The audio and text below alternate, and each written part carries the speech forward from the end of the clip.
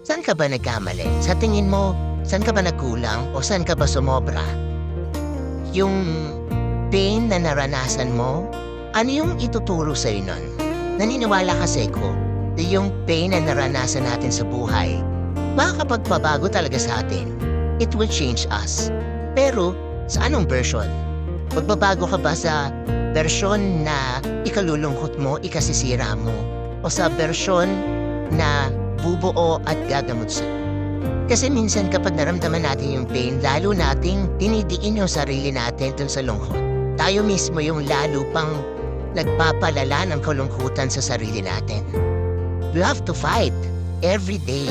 Every morning na gigising ka, kailangan sabihin mo sa sarili mo na sa araw na to, kahit sandali, kahit saglit, kahit dahan-dahan, kahit mabagal, pipiliin ko yung paggaling ko.